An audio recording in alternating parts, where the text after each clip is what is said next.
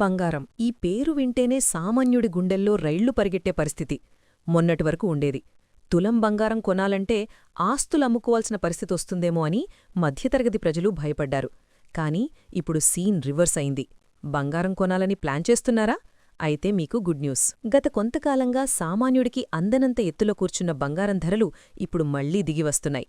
అమ్మో బంగారం అనే పరిస్థితి నుంచి ఇదే రైట్ టైం అనేలా మార్కెట్ మారుతోంది.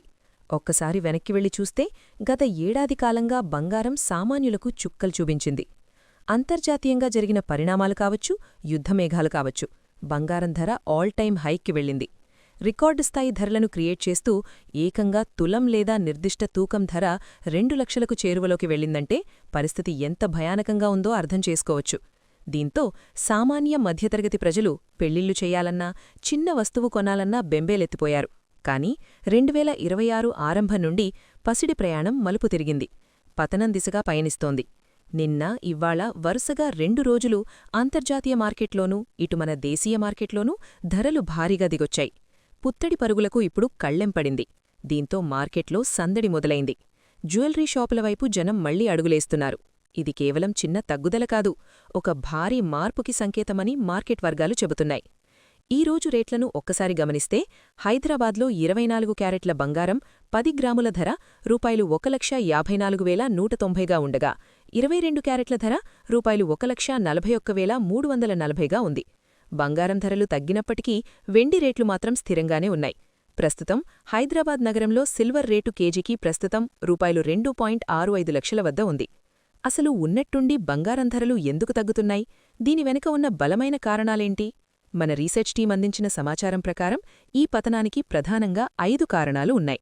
మొదటి కారణం అంతర్జాతీయ మార్కెట్ స్థిరత్వం. గత 2 ఏళ్లుగా మనం చూశాం, ఉక్రెయిన్ రష్యా కావచ్చు, ఇజ్రాయెల్ గాజా కావచ్చు, లేదా ఇతర దేశాల మధ్య ఉద్రిక్తతలు కావచ్చు. ఎప్పుడైతే ఒక దేశంపై మరొక దేశం బాంబులు వేసుకుంటుందో అప్పుడు ప్రపంచవ్యాప్తంగా ఇన్వెస్టర్లు భయపడతారు.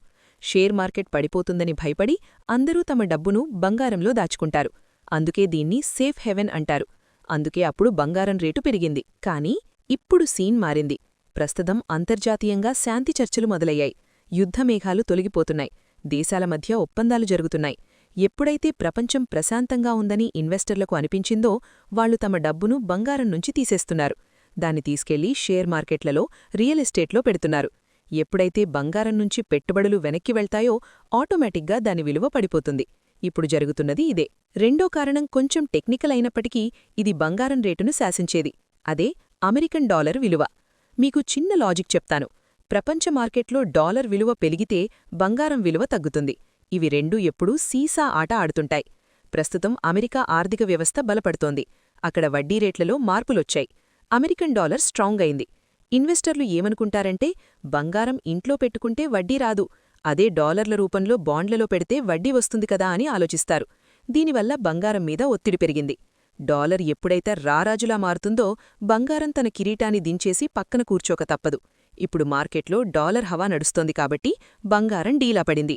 ఇక మూడో కారణం మనలాంటి సామాన్యుల రియాక్షన్. అదే తగ్గిన డిమాండ్. వ్యాపారంలో ఒక సామెత ఉంది, అతి ఎప్పుడూ అనర్థమే.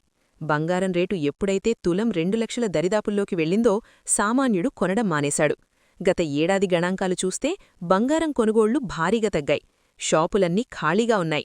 పెళ్లిళ్లు ఉన్నవాళ్లు కూడా కొత్త బంగారం కొనకుండా పాత బంగారాన్ని మార్చుకొని పనికయించారు. ఎప్పుడైతే కొనేవాడు లేడో అమ్మేవాడు రేటు తగ్గించక తప్పదు.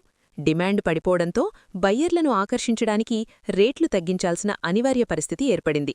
సామాన్యుడి నిరసన వల్లే ఈరోజు ధరలు దిగివచ్చాయని చెప్పచ్చు. నాలుగో కారణం పెద్దల నిర్ణయం, అంటే సెంట్రల్ బ్యాంకుల నిర్ణయాలు. ప్రపంచంలో బంగారాన్ని ఎక్కువగా కొనేది నేను మీరు కాదు, దేశాల సెంట్రల్ బ్యాంకులు. గత కొన్నేళ్లుగా ఈ బ్యాంకులు టన్నుల కొద్దీ బంగారాన్ని కొని నిల్వచేశాయి. కాని ఇప్పుడు వాళ్లు తమ స్ట్రాటజీ మార్చారు. బంగారం కొనుగోలును కాస్త తగ్గించి తమ దేశ కరెన్సీని కాపాడుకోవడంపై దృష్టి పెట్టారు. మార్కెట్లో పెద్ద తిమింగలం కొనడం ఆపేస్తే చిన్న చేపలు ఏం చేస్తాయి? రేటు ఆటోమేటిక్గా పడిపోతుంది. ప్రపంచ దేశాల బ్యాంకులు బంగారం కొనుగోలుకు బ్రేక్ వేయడమే ఇప్పుడు ధరల పతనానికి మరో ప్రధాన కారణం. చివరిగా 5వ కారణం టెక్నికల్ కరెక్షన్. ఇది మార్కెట్ పండితులు చెప్పేమాట. ఏదైనా సరే బాగా ఎత్తుకెగిరితే ఖచ్చితంగా కిందకు రావాలి. దీన్నే గ్రావిటీ అంటారు. మార్కెట్లో దీన్నే కరెక్షన్ అంటారు. బంగారం రేటు నిరంతరం పెరుగుతూనే ఉండవు. ఒక దశలో బాగా పెరిగాక లాభాలు స్వీకరించడానికి ఇన్వెస్టర్లు అమ్ముతారు. ఇంత పెరిగింది గదా, చాలు అమ్మేసుకుందాం అని పెద్ద ఇన్వెస్టర్లు అమ్మడం మొదలుపెట్టారు. దాన్ని ప్రాఫిట్ బుకింగ్ అంటారు. ఈ అమ్మకాల ఒత్తిడి వల్ల మార్కెట్ కరెక్షన్ దశలో ఉంది.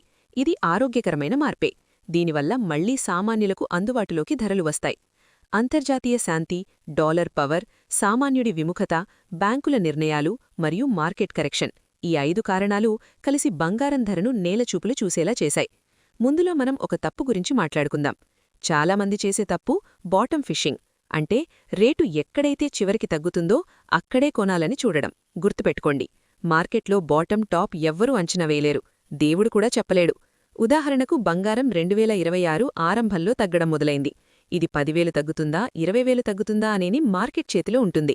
మీరు చివరిదాకా ఆగుదామనుకుంటే ఒక్కోసారి బస్సు మన కళ్లముందే వెళ్ళిపోయినట్టు తక్కువ ధర మన కళ్లముందే వచ్చి వెళ్ళిపోతుంది. చరిత్రలో చాలాసార్లు జరిగింది. జనం రేటు తగ్గుతుందని వెయిట్ చేశారు, కాని ఒక్క రాత్రిలో అంతర్జాతీయ పరిణామాలతో బంగారం రేటు మళ్లీ ఆకాశాన్ని తాకింది. అప్పుడు బాధపడి ప్రయోజనం లేదు. అందుకే పర్ఫెక్ట్ టైం కోసం వెయిట్ చేయడం ఫూలిష్నెస్. మరి ఏం చెయ్యాలి? అదే ఇప్పుడు మాట్లాడుకుందాం. అవసరం ఉన్నవాళ్లు ఇదే మంచి తరుణమని భావించి కొద్దికొద్దిగా కొనడం మొదలుపెట్టండి. ఎందుకంటే మార్కెట్ మళ్లీ ఎప్పుడు యూటర్న్ తీసుకుంటుందో ఎవ్వరూ చెప్పలేరు. మీకు 6 నెలల్లో పెళ్లి ఉందనుకోండి, లేదా వచ్చే పండక్కి ఏదైనా వస్తువు చేయించాలి అనుకోండి, మొత్తం బంగారం ఇప్పుడే ఒకేసారి కొనకండి. కాని కొనడం మాత్రం ఆపకండి. మార్కెట్ ఒక అస్థిరమైన ప్రయాణం. ఈరోజు డౌన్ ట్రెండ్ ఉంది. రేపు ఏ దేశం ప్రెసిడెంట్ ఏ నిర్ణయం తీసుకుంటారో తెలీదు. ఒక్క స్టేట్మెంట్ చాలు బంగారం మళ్లీ భగ్గుమనడానికి. అందుకే రిస్క్ తీసుకోకూడదు. మీకు వచ్చే నెలలోనో 2 నెలల్లోనో పెళ్లి ఉంటే మీరు రేటు గురించి ఆలోచించకండి. మీకు ముహూర్తం ముఖ్యం. ఇప్పుడు తగ్గిన రేటు మీకు బోనస్ మాత్రమే. వెంటనే 50% కొనేయండి. మిగతా 50% వచ్చేవారం కొనండి. మీరు 5-10 ఏళ్ల కోసం కొంటుంటే ఫిజికల్ గోల్డ్ కొనకండి. సావరీన్ గోల్డ్ బాండ్స్ లేదా గోల్డ్ ఈటీఎఫ్ వైపు చూడండి. అక్కడ తరుగు మజూరీ ఉండదు, పైగా వడ్డీ వస్తుంది. మీకు నచ్చిన డిజైన్ దొరికితే రేటు కోసం చూడకండి. ఎందుకంటే మళ్లీ ఆ డిజైన్ దొరకపోవచ్చు, ఆ సమయానికి రేటు పెరగచ్చు. మీకు నచ్చినప్పుడు, జేబులో డబ్బున్నప్పుడు కొనడమే అసలైన మంచి టైం. నేను ఎందుకు ఇప్పుడే కొంచెం కొనండి అని చెప్తున్నానంటే, మార్కెట్ యూటర్న్ తీసుకోవడానికి కొన్ని బలమైన కారణాలు పొంచి ఉన్నాయి. అమెరికాలో ఏ చిన్న ఆర్థిక సమస్య వచ్చినా ఇన్వెస్టర్లు మళ్లీ బంగారం వైపే పరుగుతీస్తారు. ప్రపంచంలో ఎక్కడ చిన్న బాంబు పేలినా బంగారం రేటు పేలుతుంది. మన దేశంలో పెళ్లిళ్ల సీజన్ మొదలైతే చాలు డిమాండ్ పెరిగి లోకల్ రేట్లు పెరుగుతాయి. ఫైనల్గా నేను చెప్పేది ఒక్కటే, బంగారం అనేది కేవలం లోహం కాదు, అది మన ఎమోషన్, మన ఆపద బంధువు. ధరలు తగ్గాయి కదా అని అప్పులు చేసి కొనకండి. మీ దగ్గర ఉన్న పొదుపు నుంచే కొనండి. ఈ విశ్లేషణ మీకు నచ్చితే ఈ వీడియోని మీ మిత్రులకు షేర్ చేయండి. బంగారం ధరల మీద మరిన్ని అప్డేట్స్ కోసం కొలుగూరి టీవీని సబ్స్క్రైబ్ చేసుకోండి. Hi friends, thank you for watching this video. ఈ వీడియో గనుక మీకు నచ్చినట్లయితే దయచేసి లైక్ చేయండి, షేర్ చేయండి. ముఖ్యంగా మా ఛానల్ 24/7 న్యూస్ టీవీని సబ్స్క్రైబ్ చేసుకోండి. ఆ తర్వాత మీ విలువైన అభిప్రాయాల్ని, మార్పులు, చేర్పులు, కావాల్సిన వీడియో ఏమన్నా ఉంటే మన వీడియో కింద కామెంట్ సెక్షన్లో కామెంట్ రూపంలో తెలియజేయండి. నమస్కారం, సాయిదంచిక మాట్లాడుతున్నాను. ప్లీజ్ సబ్స్క్రైబ్, షేర్, లైక్ చేయండి 24/7 టీవీ ఛానల్. హాయ్ నమస్తే, నేను మీ Sonia Akula. Please subscribe to 24/7 news TV. Hi అండి, అందరికీ నమస్తే. నేను Mankota Prasad. Please do subscribe 24/7 news TV. Political, entertainment and infotainment updates కోసం like, share, subscribe 24/7 news TV.